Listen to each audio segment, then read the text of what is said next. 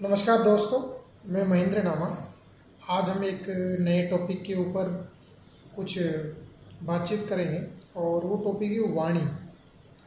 अभी वाणी क्या होती है और वाणी कितने तरह की होती है और वाणी का क्या महत्व है, ये आज हम डिस्कस करेंगे। सबसे पहले कि जो वाणी क्या है। अभी अगर वाणी देखा जाए तो हम जो जनरल जनरल जो उसकी डेफिनेशन समझते हैं, वाणी का मतलब कि एक दूसरे में कम्युनिकेशन करने में जो शब्दों का इस्तेमाल जो हम करते हैं, हमारे कंठ से जो शब्द निकलते हैं दूसरे को समझ में आते हैं, वही वाणी होती है। मगर अध्यात्म और जो तंत्र होता है, इसमें वाणी को 4 हिस्सों में बांटा गया है। मतलब वाणी के 4 प्रकार हो सकते हैं: वैखरी, मध्यमा, पश्चंती और परा। ये 4 प्रकार हो सकते हैं वाणी के।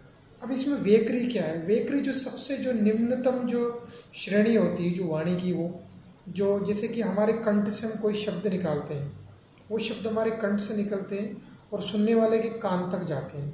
और तो ये जो हमारे कंठ से जो वाइब्रेशन से जो निकले शब्द, वो शब्द उसके कान तक गए और वो शब्द उसको सुनाई में आए। तो ये जो वाणी जो हमने प्रकट की, ये वाणी होती है वेकरी वाणी बोलते हैं इसे, जो हम साधारण भाषा में जो हम डेली यूज करते हैं। ये जो वेकरी होती है, इसकी शक्ति बहुत कम होती है।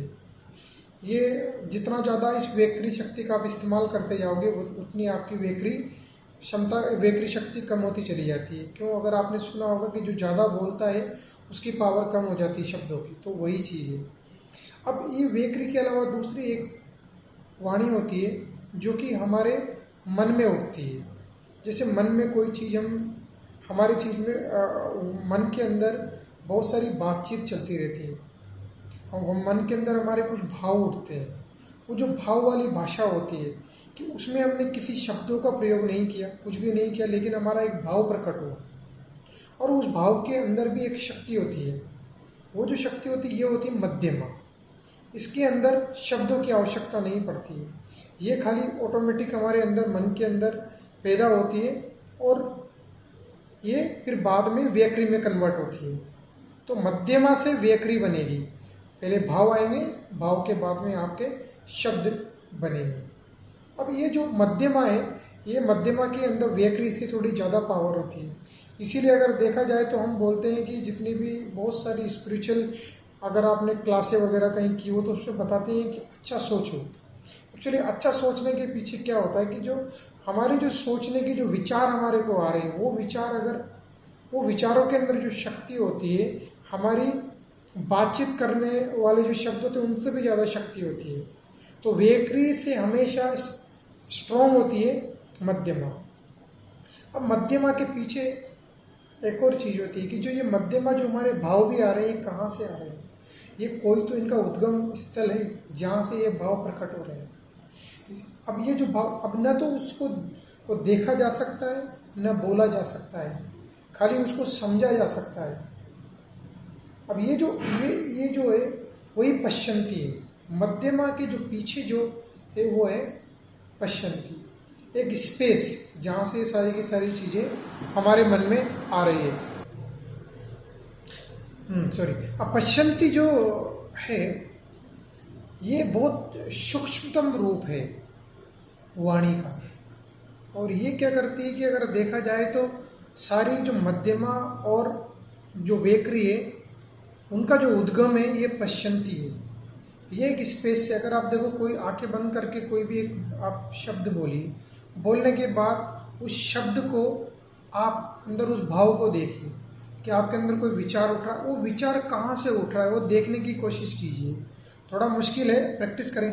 तो वो जो विचार उठ रहा है वो कहाँ से, वो किसी स्पेस से उठ रहा है। स्पेस का मतलब कोई रिक्त स्थान से उठ रहा है। वो जो उठ रहा है वही पश्चंती है। और पश्चंती के अंदर और भी पावर होती है जो और इन सबसे जो श्रेष्ठ होती है, जो पावरफुल लैंग्वेज होती है, जिसे परा बोलते हैं। परा लैंग्वेज, जिसको हम लोग क्या करते हैं कि ईश्वर की भाषा भी बोलते हैं। और परा मतलब परालौकिक भाषा जो होती है वो है परालौकिक भाषा है। तो परालौकिक जो भाषा है, ये ईश्वर की भाषा भी बोलते हैं इसे। और ये मंत्रों की जो शक्ति होती है उसके अंदर भी पराशक्ति होती है। मंत्रों की शक्ति, जब भी हम जो हर मंत्र के अंदर बहुत, हम क्यों बोलते हैं कि भाई ये मंत्र बहुत पावरफुल है, क्योंकि उस मंत्र के अंदर एक पराशक्ति छुपी हुई रहती है। तो वाणी के बहुत सारे, वाणी के जो ये 4 प्रकार है, इन चारों के अलग अलग महत्व हैं।